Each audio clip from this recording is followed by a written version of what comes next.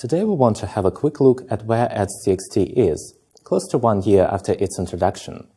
Ads.txt was released to positive acclaim in early 2017 as a tool to counter ad fraud and further transparency in the programmatic ad space. But how did the industry adopt ads.txt? Did ads.txt actually meet its goals?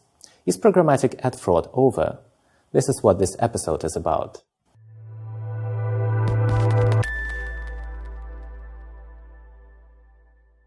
Ads.txt is an initiative that was conceived by IAB Tech Lab to further transparency in the murky space of programmatic ad buying and selling, specifically to counter arbitraging inventory and domain spoofing. Ads.txt is basically a public list of authorized sellers or resellers of ad inventory that can be leveraged to remove shady or downright illegitimate actors from the exchanges. We don't want to go into the details here, but do check out the links in the description if you want to catch up on the specifics. So where are we at with ads.txt? After the release of the specification in May 2017, the adoption rate was very slow. This was actually surprising because ads.txt is not hard to implement, and the benefits of wide adoption should be obvious to all players in the programmatic space.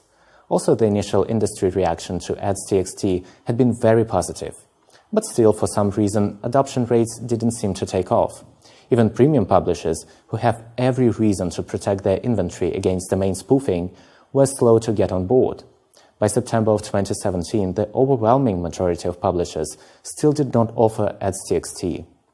Adoption only seemed to gain traction in the third quarter of 2017, after Google started to push the implementation by advocating for ads.txt through various channels, including a number of changes to its popular DoubleClick manager. DoubleClick stopped short of actually blacklisting inventory without ads.txt, but in cases where ads.txt is implemented, inventory now cannot be traded without positive authorization via ads.txt.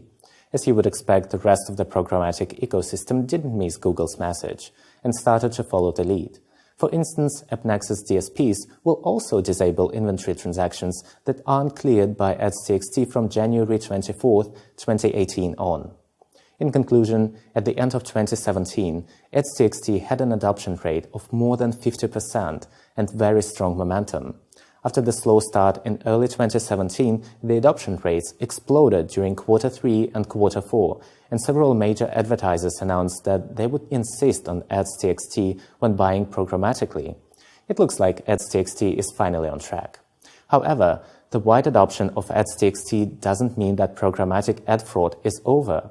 Advertisers still have to monitor their campaigns closely for signs of fraudulent activity. This is especially important for programmatic video ads, which is the prime fraud target because of rising spend and comparably limited inventory. If you have questions regarding fraud preventions, do get in touch. We'd be happy to help. And that's it for today. Subscribe to this channel, follow us on LinkedIn and Twitter. Our website is admetrics.io. Until next time, take care.